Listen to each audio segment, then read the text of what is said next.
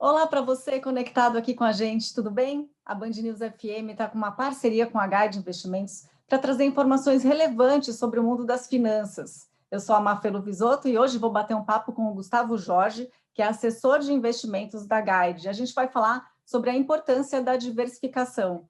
Tudo bem com você, Gustavo? Seja bem-vindo. Muito boa noite, Mafê, muito obrigado. Vamos lá, como que eu posso ajudar vocês enfim, não só a vocês, mas enfim, o público que está nos escutando a gerir o portfólio e etc. Enfim, estamos à disposição para esse bate-papo. Perfeito. Então, já responde aquela primeira pergunta. Como que a diversificação ajuda a gente a diminuir os riscos, né, dos nossos investimentos? Se houver sempre aquela história que você tem que distribuir o dinheiro em diferentes investimentos para não cair, né, caso alguma coisa dê errado. Então, vamos lá. A diversificação é importante por alguns motivos. O principal deles é, sim, ter uma distribuição de risco equilibrada na carteira, né? É muito importante que o investidor ele saiba que cada classe de ativo tem um risco específico e para que ele possa de maneira bem clara, tentar uma mitigação de um risco sistêmico, assim por se dizer, como a gente viu o ano passado durante a chegada do coronavírus, né, aos mercados, é importante que ele esteja minimamente diversificado, enfim, entre classes de ações, renda fixa, moedas, para em algum momento tentar se proteger não contra um crash que houve semelhante ao ano passado, né, mas contra movimentos adversos que acontecem periodicamente, certo? Porque você citou aí, né, o coronavírus, é uma coisa mundial, né, sistêmico, como você falou. E às vezes é difícil a gente prever mesmo um acontecimento desses, né? E tem também aquele tipo de risco que é mais pontual, por exemplo, uma empresa que de repente está na crista da onda e aí você investe uma grana, só que de repente acontece alguma coisa com essa empresa, sei lá, algum caso de escândalo, enfim, e aí você pode perder todo esse dinheiro. Exato. Enfim, na verdade existe o risco sistêmico, né, que é esse que a gente falou agora, e que aí a diversificação dificilmente ela vai ter uma eficiência, né, porque isso a gente viu na crise de 2008 do subprime nos Estados Unidos, a gente viu agora recentemente com o coronavírus, né, mas a diversificação ela se torna eficiente quando você mesmo citou com relação a quando o investidor investe em uma única empresa, né? Então, o ideal aqui para a diversificação é importante que ele tenha aplicações em renda fixa de crédito público, né, que são os títulos do governo, crédito privado, para mitigar um pouco do risco de crédito em si. Depois ter investimentos da ordem de fundos imobiliários, fundos multimercados, fundos de ações ou moedas, para aí tentar reduzir um pouco o risco para uma volatilidade convencional, não uma volatilidade referente ao que a gente citou do coronavírus, né? Então, de um risco sistêmico. Então, sim, é importante a diversificação, justamente para tentar proteger o capital do investidor em momentos de adversidades normais, né, assim por se dizer, e não de adversidades como a gente viu em março do ano passado. O risco sistêmico é inerente a todas as aplicações. A gente vê que quem produz álcool gel foi uma exceção, né? Porque na verdade pegou todo mundo. Exato. A produção do álcool gel foi uma exceção. Que mais? Dificilmente a gente viu setores da economia que se beneficiaram com a crise do coronavírus, né? Na verdade, empresas que são exportadoras acabaram se beneficiando por uma questão pontual do dólar mais elevado, mas não é trivial a gente montar um portfólio apostando num cisne negro, assim por se dizer, né? Existem investidores que gostam de ter posições mais protegidas contra esses eventos inesperados, mas ordem de grandeza, as carteiras elas são construídas de maneira a, a a se surfar uma onda mais benéfica de mercado, né? Então, mas aí, assim, o investidor ele acaba tendo posições estruturais em ações, em títulos de renda fixa, em fundos imobiliários que é uma classe que entrou muito forte nos portfólios dos investidores aí nos últimos 2 anos, né? E tem aqueles investidores que são um pouquinho mais tem uma cabeça um pouquinho mais protetora, que acabam comprando dólar de maneira estrutural na carteira, enfim, mas é mais com essa cabeça de diversificação e proteção, tá? Tá, você citou vários tipos de investimentos, né? Só que, por exemplo, é interessante também investir no mesmo setor, só que em empresas concorrentes, é uma estratégia interessante também? Olha, Mafê, é e não é ao mesmo tempo, tá? Por que é? Porque assim, se o investidor ele está confiante naquele setor, né, então vamos lá, empresas que são do setor de papel e celulose, né? Ele é uma empresa que se beneficiou com a alta do câmbio, né, do dólar. É, uma ou outra empresa ele pode ter uma performance melhor e a outra pode ter uma performance pior. Aí acontece dele ter um investimento naquele setor que, enfim, ele se equilibra tanto que ele tem uma performance zero, né? O ideal aqui é que o investidor ele escolha boas empresas, ou bons títulos, ou bons fundos que atuem em setores diferentes, porque senão ele vai ter uma diversificação ineficiente. Porque se uma empresa adota uma estratégia X e outra adota uma estratégia oposta naquele setor, né, o investimento dele, enfim, fica meio que estagnado.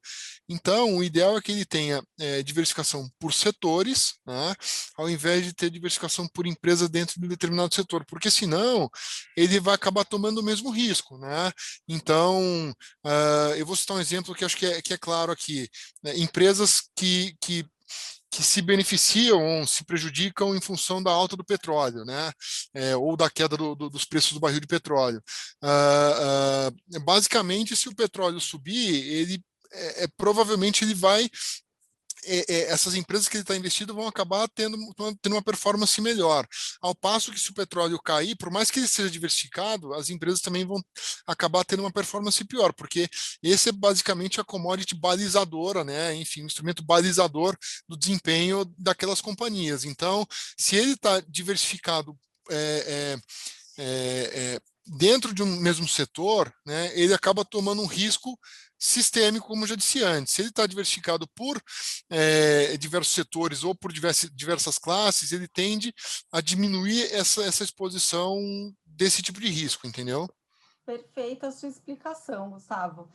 Você citou aí, com relação a investidores que primam por aquela proteção intensa, enfim, com relação a moedas, né? Tem gente que acaba comprando dólar. E o que eu verifiquei também, em meio a essa pandemia, numa situação delicada que a gente está vivendo, teve muita gente que acabou comprando ouro também, né? Faz sentido isso? Então, Mafê, vamos lá. O ouro, historicamente, o ouro é um instrumento, além de ser uma commodity, né, ele é um instrumento de proteção não só de investidores como a gente, né, mas de grandes investidores institucionais e governos também, né? Então, ele acaba sendo um instrumento onde, em momentos de crise, de pânico, muitos dos investidores acabam correndo para esse tipo de instrumento, porque basicamente é a proteção que se encontra há décadas, talvez há séculos, né, como um investimento seguro. Então, durante a crise, muita gente, de fato, acaba tendo medo de o dinheiro evaporar, que foi o sentimento que a gente viu lá em março de 2020, e acaba correndo para, historicamente, talvez o único ativo que, enfim, traz essa segurança toda, certo? Então, se o investidor ele acaba tendo medo, inclusive de comprar uma moeda forte, como um dólar, como um euro, como uma libra, ele acaba correndo justamente para a commodity mais forte de todas, enfim, e acaba comprando ouro. E aí, de fato, o ouro é uma classe de ativo que veio entrando nos portfólios dos clientes, tá? Então, não só um portfólio diversificado, ele conta com títulos do governo, com títulos de empresas privadas, com ações, fundos imobiliários e moedas, mas ele passou, o ouro passou a fazer parte desses portfólios recentemente, inclusive porque a indústria de investimento disponibilizou para os investidores, inclusive os de varejo, instrumentos como fundos de investimento, aonde você investe o seu dinheiro e você está exposto à variação do ouro, né? Sem precisar comprar o ouro físico ou sem precisar comprar um contrato de ouro futuro na Bolsa de Mercadorias e Futuro, que é um instrumento um pouquinho mais sofisticado, um pouquinho mais difícil de compreensão pelo pequeno investidor. Então, o fato de ter surgido fundos de investimento que investem exclusivamente em ouro ajudou com que os investidores pudessem ter mais um instrumento de diversificação de portfólio e também, enfim, em um momento adverso, acabar se protegendo, mesmo que parcialmente, o teu portfólio, né? Perfeito. E quais são as estratégias para montar uma carteira de investimentos equilibrada? Tem um número ideal de investimentos? Tem uma porcentagem ideal para renda fixa, renda variável? Como que se monta uma carteira boa? Olha, Mafê, assim, na verdade, não existe uma fórmula mágica para isso, certo? O Brasil ele é um pouquinho na verdade, enfim, acho que países desenvolvidos acabam utilizando estratégias mais bem definidas, né? Então, a gente vê através da literatura que a parcela de renda variável em países onde a taxa de juros ela é mais baixa historicamente, né? Então, o portfólio de ações ele acaba tendo perdão, dentro do portfólio, a classe de ações acaba tendo um peso maior, né, do que a parcela de renda fixa, mas assim, não existe uma fórmula mágica, e respondendo a tua pergunta aqui, assim, basicamente, o que manda os pesos dentro dos portfólios é muito do perfil de cada investidor e de quão disposto ele está propenso a risco, né? E acho que mais importante do que uma definição de perfil, pelos padrões legislativos do Brasil, das instituições, etc., eu acho que o investidor ele precisa se conhecer muito, né? A gente vê aí, às vezes, o investidor com uma fome de rentabilidade, e todo brasileiro busca aquele famoso 1% ao mês, né? E que a gente viu por muito tempo através dos investimentos de renda fixa convencional, quando a Selic era superior a 12% ao ano, né? E assim, o brasileiro enfim, mais antigo e o famoso rentista, ele se acostumou muito com isso porque a Selic, por muitos e muitos anos, esteve em patamares mais elevados, né?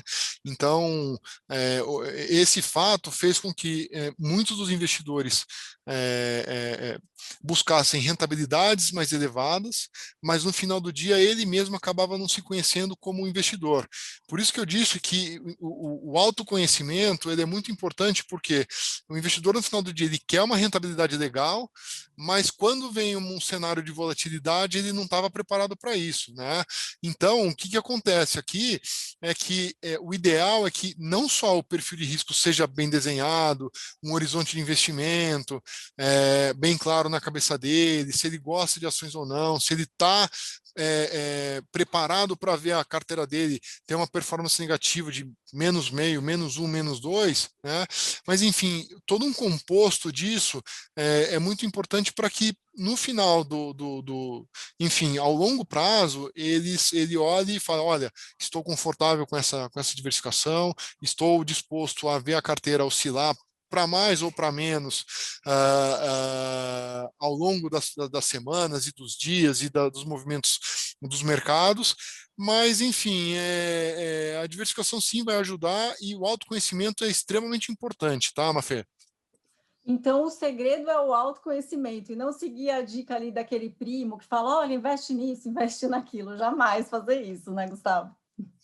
Poxa, você tocou num ponto aqui que é importante, né? Existe um ditado no mercado financeiro que é assim: o dia que o sapateiro falar que é para comprar uma ação na rua, fique atento porque o mercado já está nas suas máximas históricas, né? Então, e aí todo mundo vai atrás da dica, né? A dica do amigo, a dica do primo, a dica de fulano, ciclano ou beltrano, né?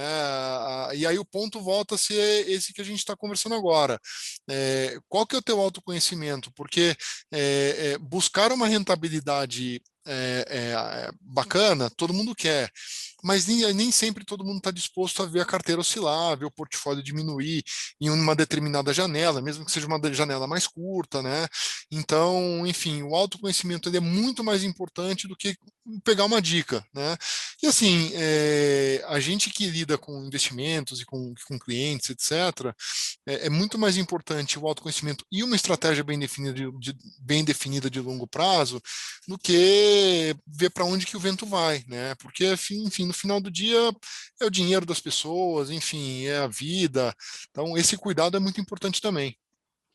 E os profissionais da Guide fazem ajudam as pessoas a traçar esse perfil, Gustavo?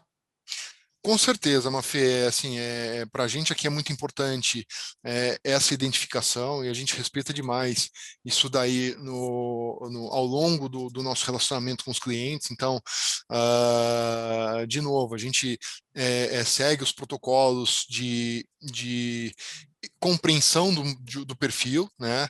Mas o relacionamento de longo prazo e entender o que de fato o nosso cliente busca, esse é o mais importante de todos, porque cada cabeça é uma cabeça, enfim, cada cabeça é uma sentença, mas nem todo cliente quer investir em ações, nem todo cliente quer investir em títulos de crédito privado, nem todo cliente quer se expor a fundos multimercados. Então a gente tem que respeitar esses desejos, respeitar o horizonte de investimento dele, e aí com muita responsabilidade, muito cuidado, fazer a sugestão de investimento correta para ele, baseado no perfil, baseado na estratégia, baseado na idade, baseado no potencial de renda recorrente dele, se o cliente tem uma necessidade de liquidez de curto prazo ou não. Então, isso é muito importante, tá? O estudo, né? Se conhecer e conversar com quem sabe sobre o assunto. Gustavo, muito obrigada por esse bate-papo que foi muito rico, viu? Poxa, Mafê, a gente que agradece. Enfim, quem puder acessar e quem quiser acessar o site da Guide, guide.com.br, fica à vontade. Os nossos guias estão à disposição para ajudar todos os clientes, de todos os perfis, dos menores aos maiores, dos mais arrojados aos mais conservadores. Enfim, a gente é uma plataforma de investimento com muito cuidado e muito carinho aos nossos clientes. Então, repetindo, guide.com.br, eu vou terminar esse bate-papo com aquela frase, né? Nada de colocar todos os ovos na mesma cesta. Obrigada, Gustavo. Exato, Mafê. A gente agradece. Até a próxima. Um abraço. E obrigada a você que está nos assistindo. Até uma próxima.